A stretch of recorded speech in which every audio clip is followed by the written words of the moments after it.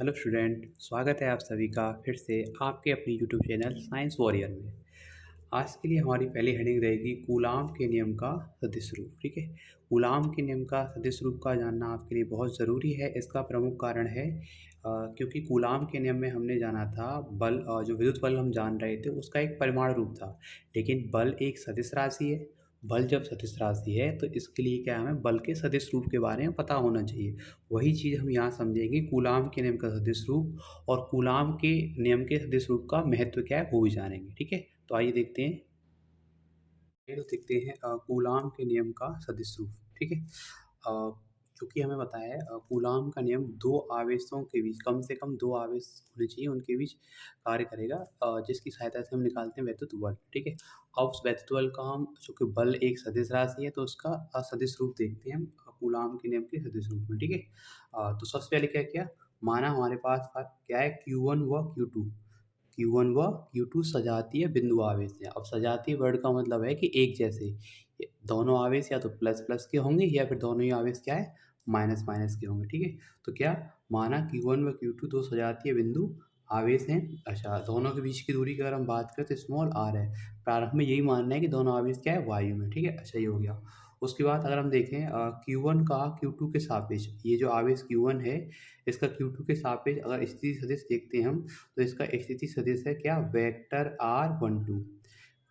Q1 का Q2 के सापेक्ष स्थिति सदिश। अब सदिश रूप में देख रहे थे, इसका मतलब देखो ये है कि Q2 से Q1 की दूरी, Q2 से Q1 की दूरी कितनी है, दूरी ना कहकर एक तरह से विस्थापन के हम, Q2 से Q1 का विस्थापन वेक्टर R12 है। ठीक है, अच्छा वहीं अगर हम बात करें Q1 से Q2 का स्थिति सदिश, मतलब Q1 के सापेक्ष Q2 का स्थिति सदिश, या फिर क्या Q1 से Q2 का विस्थापन। ठीक है, तो इसको अगर हम देखें तो देखो ये बनेगा एक तरह से, अगर मैं लिखूँ इसको तो वेक्टर R21 ये हो जाएगा। ठीक है, वहीं अगर हम बात करें वेक्टर R12 और वेक्टर R21 है, इनके परिमाण होंगे, तो परिमाण मान लेते हैं, इनके परिमाण क्या है, R12 और R21 है। चूँकि अगर हम देखें Q1 से Q2 की दूरी या Q2 से Q1 की दूरी, दोनों ही दूरियाँ एक ही हैं, और तो दोनों के मान कैसे रहने वाले हैं, समान है। ठीक है, तो यहाँ लिख सकते हैं हम कि R12 बराबर R21। ठीक है, और दोनों ही दूरियाँ कितनी है, R है। ठीक है, तो हमने क्या देखा, माना Q1 व Q2 दो सजातीय बिंदु आवेश हैं,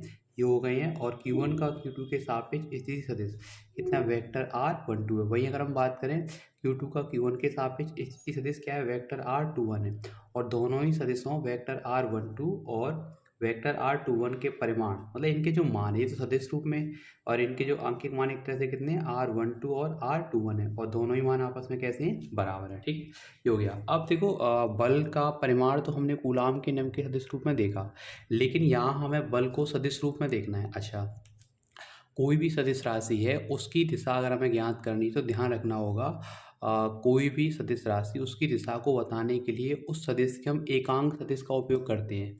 तो दिमाग में रखना है कि किसी भी सदिश का जो एकांक सदिश होता है वह उस सदिश राशि की दिशा के बारे में हमें जानकारी देगा। ठीक है, तो ऐसे ही देखो क्या करते हैं हम, जैसे कि हमें पता है किसी सदिश राशि की दिशा उस सदिश राशि के एकांक सदिश द्वारा ज्ञात होती है। ठीक है, अच्छा एकांक सदिश के लिए और बात ध्यान रखनी है कि एकांक सदिश का जो परिमाण है हमेशा एक रहता है।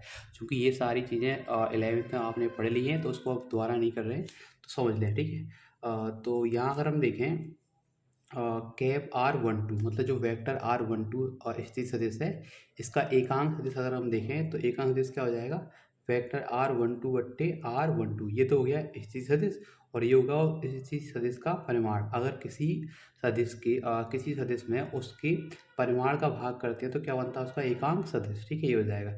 या फिर इसको ऐसे भी लिख सकते हो कि वेक्टर R12, और चूंकि इसका मान कितना लिखा था हमने, R, तो ये लिख दिया। अच्छा, ये हो गया। वहीं अगर हम बात करें जो वेक्टर R21 है, इसका एकांक सदिश देखना है तो क्या होगा, कैप R21। ठीक है, और सेम उसी इसी की तरह ही अगर हम देखें तो इसका स्थिति सदिश बट्टे इसका परिमाण। ठीक है, ये हो जाएगा। अच्छा, अगर हम देखें कि जो वेक्टर R12 है ये Q2 से Q1 की ओर है, वहीं अगर वेक्टर R21 को देखना है तो ये Q1 से Q2 की ओर होगा, जैसे यहाँ मैंने चित्र में दर्शाया भी हुआ है। ठीक है, अगर हम देखें तो दोनों एक दूसरे के कैसे हैं, विपरीत हैं। इससे इसकी दिशा और दूरी विस्थापन इससे इसके लिए। ठीक है, तो यहाँ हम लिख सकते हैं क्या, कैप R21 बराबर cap vector R21 upon R21, ये तो इसका मान हो गया। ठीक है, लेकिन जो वेक्टर R21 है बिल्कुल उल्टा है किसके, अगर हम इसके हिसाब से देखेंगे तो वेक्टर R12 के। ठीक है, तो चूँकि मान दोनों के समान रहने वाले हैं तो होंगे बराबर, लेकिन दिशा कैसी होगी, अलग। बट्टे में इसका प्रमाण ये हो गया। ठीक है,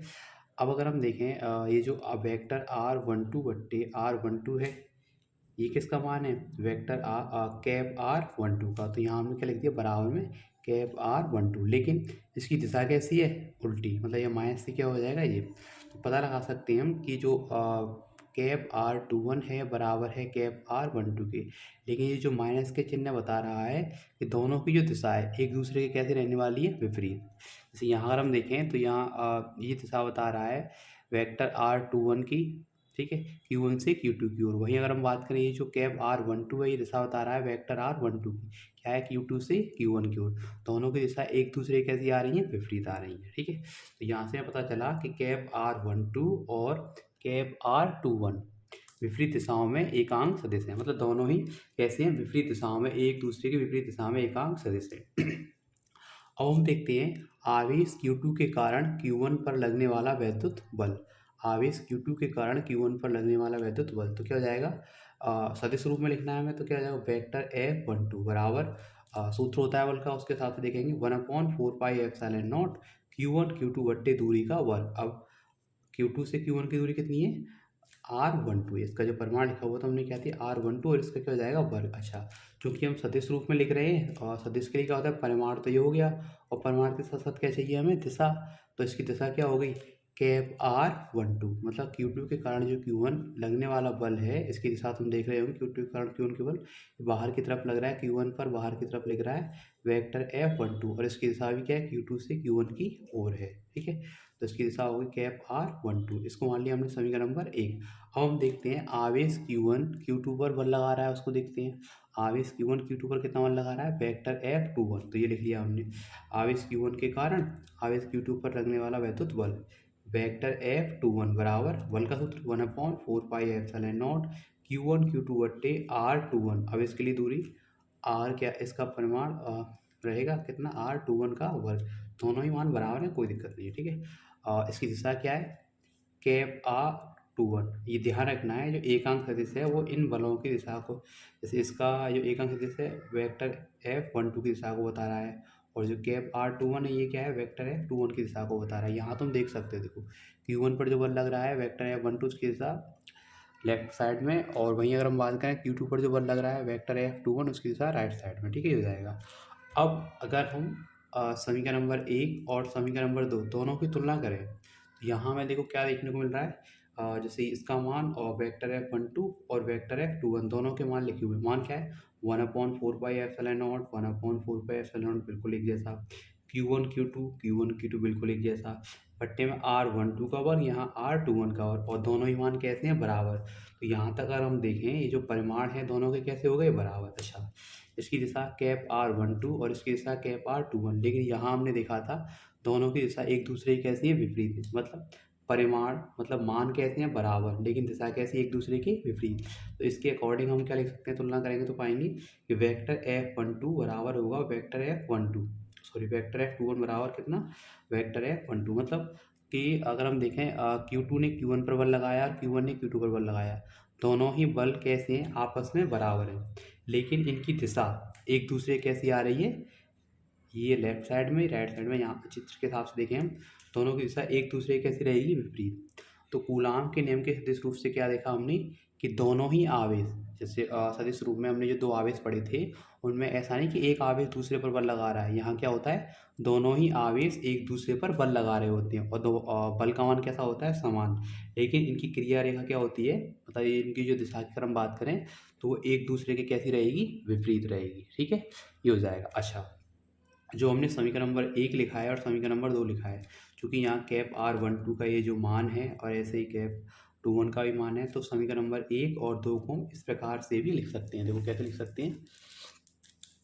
अभी आपको दिखाने होगा। तो समीकरण नंबर 1 और 2 की तुलना की हमने तो क्या पाया हमने कि जो वेक्टर F21 है बराबर किसका होगा, वेक्टर F12 के। ठीक है, दोनों आपस में कैसे हैं, बराबर हैं, लेकिन इनकी क्रिया रेखा की अगर हम बात करें तो इनकी क्रिया रेखा क्या रहेगी, एक दूसरे के विपरीत रहेगी। ठीक है, ये आपको ध्यान रखना है। अच्छा, अब अगर हम समीकरण नंबर 1 और समीकरण नंबर 2 की तुलना करें, तो समीकरण नंबर 1 और 2 की तुलना करें तो पाएंगे हम कि ये तो हमने देख लिया। ठीक है, समीकरण नंबर 1 और 2 को हम इस प्रकार से लिख सकते हैं, कैसे, जैसे यहाँ हमने ये जो मान है कैप R12 का, ये आपने देखा हुआ है, और कैप R21 का मान ये यहाँ पर आपको पता है। ठीक है, तो इसको हम लिखें समीकरण नंबर 1 को, वेक्टर F12 बराबर 1/4 ठीक है, Q1 Q2 बट्टे R12 का वर्ग, Q1 Q2 बट्टे R12 का क्यों लिखा है हमने, क्यों लिखा हुआ है देखो यहाँ पर कि जो कैप R12 है इसका मान वेक्टर R12 बट्टे R12 होगा, R12 बट्टे में आएगा तो इसको गुणा होगा, तो ये घात है कितनी हो जाएगी, 3,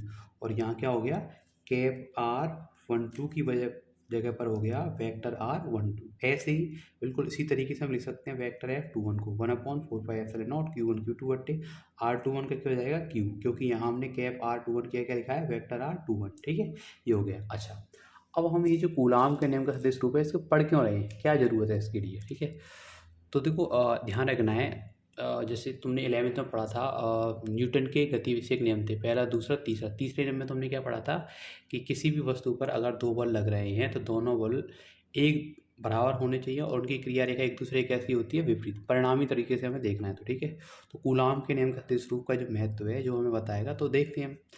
तो यहाँ हम देखें सबसे पहले क्या, दोनों आवेश, अगर हम कूलाम के नियम के सदिश रूप से देख रहे हैं तो क्या पता चला हमें पहले कि दोनों आवेश एक दूसरे पर बराबर बल लगाते हैं। अच्छा, बराबर बल लगाते हैं और इनकी क्रिया रेखा एक दूसरे की कैसी होती है, विपरीत होती है। ठीक है, तो पहली बात तो ये होगी कि दोनों आवेशों ने एक दूसरे पर बल लगाया और उनकी क्रिया रेखा क्या होगी, एक दूसरे के विपरीत हो गई। ठीक है, इसका मतलब क्या है कि जो कूलाम का नियम है जो अभी हमने पढ़ा, वो न्यूटन के तृतीय नियम का क्या करता है, पालन करता है। ठीक है, ये हो गया एक बात। दूसरी बात कि अगर हम देखें बल वेक्टर F12 और बल वेक्टर F21 परस्पर कैसे हैं, एक दूसरे के विपरीत हैं, और यह क्या है, आवेश Q1 और Q2 को मिलाने वाली रेखा के अनुदिशी हैं।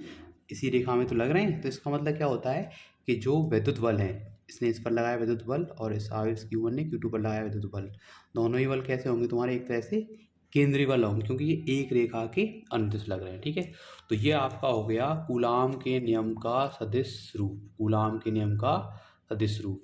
एक बार और ढंग से देख लेना तो पूरी तरीके से समझ में आ जाएगा, और इसका जानना आप लोगों के लिए क्या है, बहुत ही ज़रूरी है। ठीक है, तो आइए देखते हैं नेक्स्ट हेडिंग। ये हेडिंग क्या है आपकी, बहुल आवेशों के बीच बल, मतलब बहुत सारे आवेशों के बीच हमें बल को देखना है, और अध्यारोपण का सिद्धांत। ठीक है, और इसमें क्या है, सबसे पहले हम देखते हैं, मान लेते हैं कोई एक हमारे पास क्या निकाय है, कोई एक निकाय होगा, इसमें क्या है, उस निकाय में बहुत सारे आवेश होंगे और उनमें से हमें किसी एक आवेश पर बल निकालना है।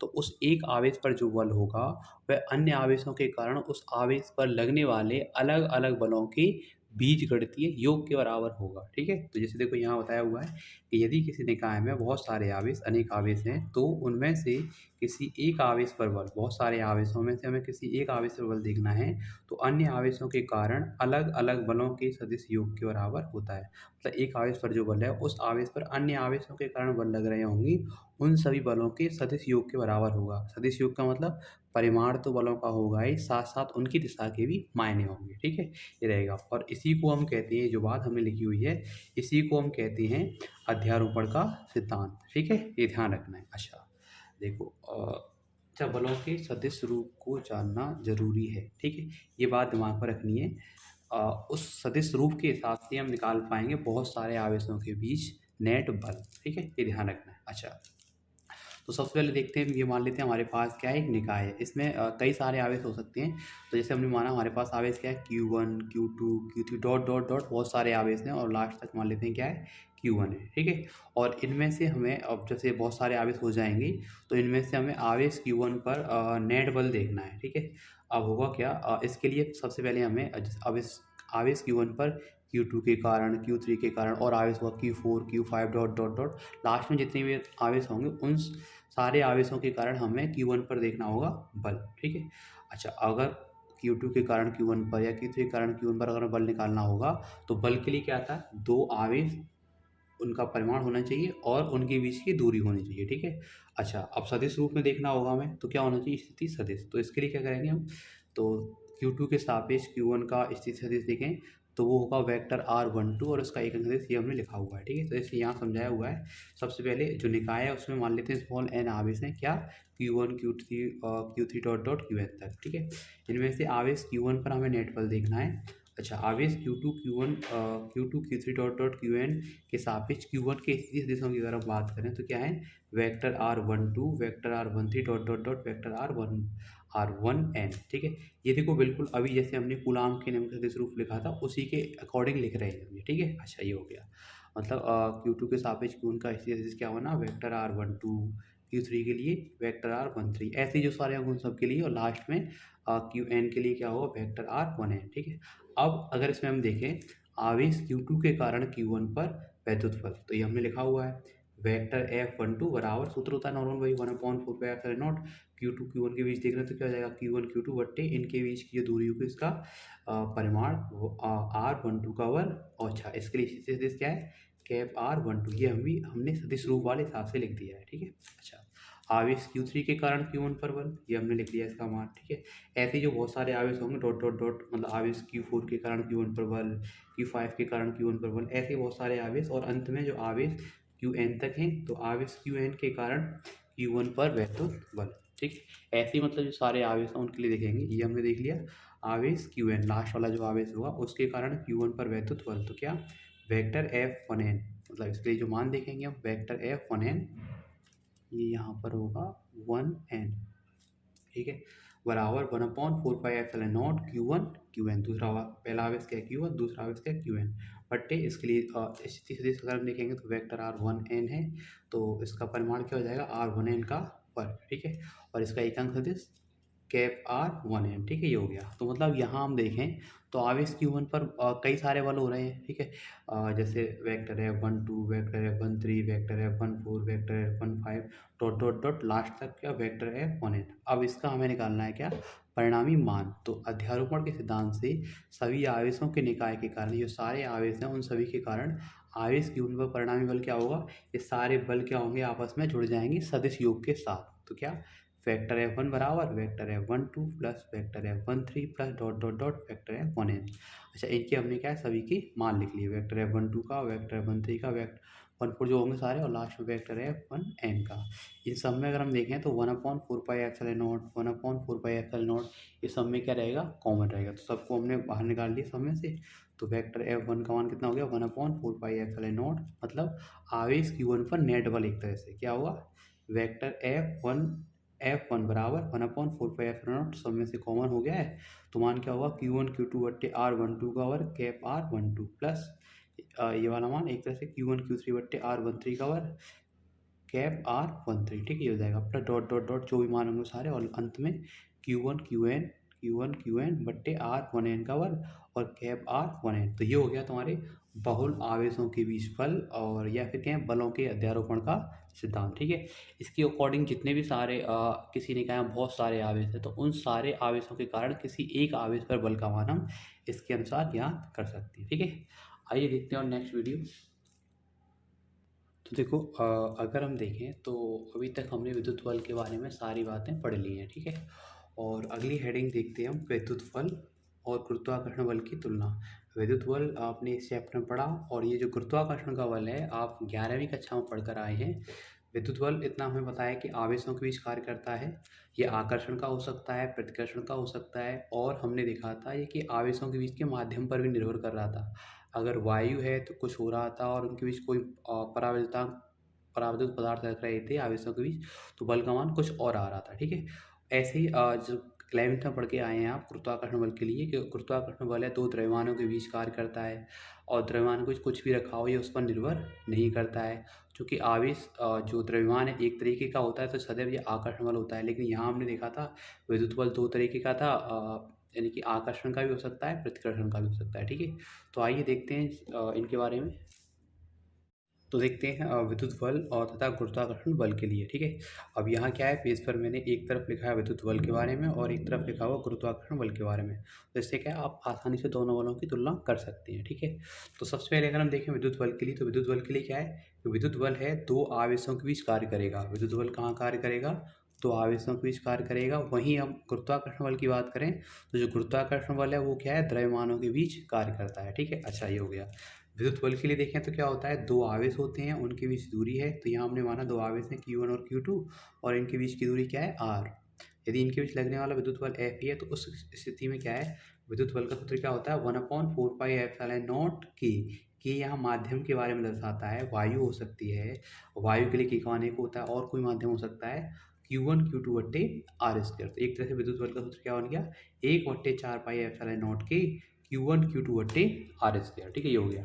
वहीं अगर हम देखें गुरुत्वाकर्षण बल के लिए, तो गुरुत्वाकर्षण बल के लिए क्या है, देखो सूत्र क्या बनता है, Fc equal to capital G m1 m2 बट्टे R स्क्वायर। ये कैसे है, दो द्रव्यमान है m1 और m2 और इनके बीच की दूरी कितनी r है। यदि इनके बीच लगने वाला गुरुत्वाकर्षण बल क्या Fg है, तो उस स्थिति में सूत्र क्या रहता है तुम्हारा, Fg बराबर G m1 m2 बट्टे R स्क्वायर। देखो m1 m2 तो तुम्हारे ये द्रव्यमान हो गए, आर इनके बीच की दूरी होगी। तो ये जो कैपिटल जी अलग से आया हुआ पद है, तो देखो कैपिटल जी क्या होता है, इसको हम कहते हैं सार्वत्रिक गुरुत्वाकर्षण नियतांक। ठीक है, ध्यान रखना है, सार्वत्रिक गुरुत्वाकर्षण नियतांक कहते हैं और इसका मान है capital G is equal to 6.67 6.67 गुणा 10⁻⁻11 और न्यूटन इंटू मीटर स्क्वायर बट्टे किलोग्राम स्क्वायर। कोई भी मान जब भी आएगा हमेशा मात्रक सहित याद करना है। ठीक है, क्योंकि मात्रक के बदलने पर उसका मान भी क्या है, बदल जाता है। अच्छा, कभी भी ध्यान रखना है फिजिक्स में कैपिटल जी और स्मॉल जी को एक नहीं मानना है।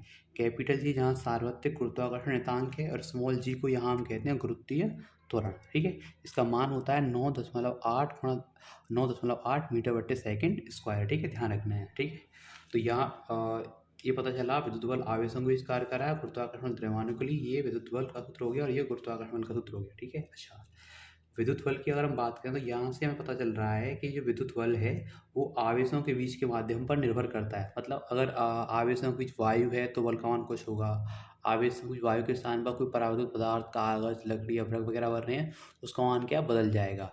जैसे माध्यम बदलेंगे उसी प्रकार से बल का मान क्या बदल जाएगा विद्युत बल के लिए। लेकिन गुरुत्वाकर्षण बल के साथ ऐसा नहीं है। गुरुत्वाकर्षण बल द्रव्यमानों के बीच के माध्यम पर निर्भर नहीं करता है। इसमें क्या है, द्रव्यमान के बीच कुछ भी कोई भी माध्यम रखते हैं, जितना गुरुत्वाकर्षण बल लगना होगा उतना बल हमेशा लगेगा ही लगेगा। ठीक है, ध्यान रखना है। अच्छा, वहीं अगर हम बात करें जो आवेश है तुम्हारे दो प्रकार के होते हैं। आवेश धनावेश भी हो सकता है, ऋणावेश भी हो सकता है।